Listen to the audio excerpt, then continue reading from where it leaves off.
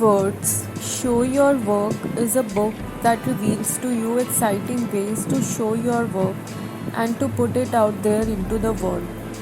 Embellished with photographs and snippets of blackout poetry, the square paperback is a crisp guide offering tips and tricks that are not only interesting but quite practical and relevant to follow through. In this review, I am sharing 19 clear cut and key pointers from the book. Number 1. In order to be found, you have to be findable. In simple words, be online. If you have a skill that you can share or teach, or if you have a work that you do, then put the skill or bits of your work out there for people to see. Number 2. Send out a daily dispatch. Consistently post bits and pieces of your work. Share something small every day. Take it one day at a time, and it gradually compounds over months and years. Find the time to do this each day between tasks, just as you find spare change in nooks and crannies of your house. Number 3. You don't have to be a genius. Be a genius. Lone genius is a myth.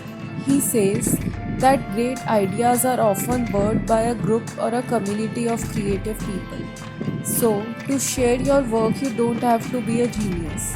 You can consider being part of a scene of people who do the work similar to you or take interest in the work you do.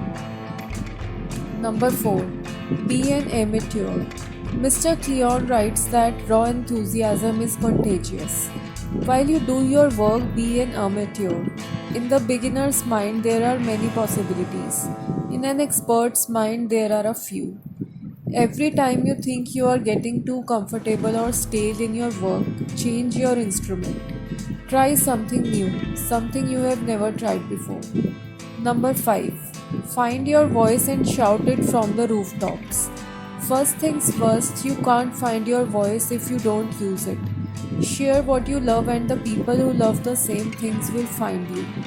Secondly, as you find your voice, shout it from the rooftops and keep doing it until the people that are looking for you find you. Number 6. Ask questions for a new tool. While employing a new tool for your work, ask these 3 questions to make the most efficient use of the tool. What was it made for? How are others using it? And what purpose does it serve for me? Number 7. Read obituaries. Mr. Cleon writes in the book that thinking about death every morning makes him want to live his life to the fullest. Thereupon, he suggests reading obituaries every day for inspiration and for reminding ourselves that each passing day we are moving closer to our death. Number 8. Think process, not product. Take people behind the scenes. Don't believe surface appearances. Process is always messy, even for the glossiest of products. In the book, Austin Kleon writes that one should focus on artwork, that is process, more than the artwork, that is product. Focus on the verb painting, that is process, more than the noun painting, that is product. Become a documentation of what you do. Start a work journal, jot down your thoughts in a notebook, or record in an audio recorder. Keep a scrapbook of your work process. Record various phases of your work process. Number 9. Turn your flow into stock. Stock and flow is a concept of economy, but here, in the book, it is used as a metaphor pertaining to the work process. If you work on something a little bit every day, you end up with something that is massive. This is referred to as the stock of your work's flow. The magic formula is to maintain your flow while working on your stock in the background. When the stock reaches a considerable size, flip back through it, notice patterns in your workflow. Number 10. Open up your cabinet of curiosities, but don't be a hoarder or a spammer. All of us have our own collection brimming with bits, pieces, and snippets of others' work. Share your collections, however, at the same time be aware of the thin line between sharing and oversharing. Don't turn into human spam. When it's time to listen, listen. When it's time to share, share. Use the Hodder contributor spammer scale to measure what you should do. Number 11. Discover yourself from the work of others. Mr. Creon writes that in the first few years, our work is not that good, but the taste is still killer. Meanwhile, what we can do is we can discover our taste, our voice through the work of others, drawing inspiration from others' work. Where do you draw your inspiration from? Whose work you like? What elements specifically you like or take interest in their work? Dig deeper and discover for yourself. Number 12. Work doesn't speak for itself. Tell good stories. Everybody loves a good story, but a good storytelling doesn't come easy to everybody.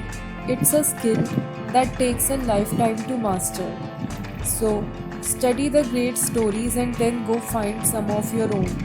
Your stories will get better the more you tell. Adding to this, Mr. Cleon says that pictures can say what we want them to say and hence become a good storyteller. Understand what good storytelling is. The cat sat on a mat is not a good story. The cat sat on the dog's mat is a story. Structure is everything. Understand the structures of stories. Once you understand story structures, you can start filling in the gaps with characters, settings, and circumstances for your own story. Number 13. Teach what you know, share your trade secrets. Suggesting that one can share knowledge of their work, Mr. Cleon writes, when you share bits of your work and knowledge with others, you receive an education in return. Think about what you can share from your work process. Where did you learn your craft? What techniques you employ in your work? What are the tools and materials you are skilled at using? What kind of knowledge comes along with your job? Number 14. Focus on hearts, not eyeballs. If you want to be interesting, you have to be interested first. If you want to be noticed, you have to notice first. Don't go by the number of your followers, rather, seek to enhance the essence of your work. Number 15. The Vampire Test. Once upon a time, there was a painter. He had a characteristic of draining people just the way he squashed the tubes of oil paints. Whenever people met or interacted with him, they felt drained of their energies in the aftermath. Sharing this story, Mr. Creon offers us the idea of the vampire test. Whatever excites you, go do it. Whatever drains you, stop doing it. Be with people who excite you and not drain you. Simple. Number 16. Learn to take punches. While engaged in a creative work or any work for that matter, critiques and their criticism is inevitable a thing. Mr. Cleon says that the more criticism you take, the more you know that it can't hurt you.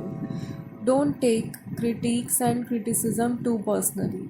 The trick is not caring what everybody thinks of you and just caring what the right people think of you. Adding to which, he writes, don't feed the trolls. Keep a mental firewall against these trolls and don't forget that the worst troll is the one that lives in our head. Number 17. Keep jealousy and greed out of your way. Don't be jealous of other people's successes. Don't be greedy to make money too soon and too early either. Saying this, Mr. Cleon shares this quote from Walt Disney. We don't make movies to make money, we make money to make more movies. Number 18. Stick around. Don't quit your show. If you want a happy ending, it depends on where you end the story. Every little step in your work contributes to a chain reaction. Each subject leads to the next. Number 19. Keep moving forward and take sabbaticals. Take daily, weekly, monthly sabbaticals in order to separate your work from the rest of your life. Once you are done with something, begin again. Rethink things completely. Keep old work aside to make space for new work. Move on to the next pipe dream. For inspiration and wrapping this up, here is a quote from the book. Whenever Picasso learned how to do something, he abandoned it. Thank you.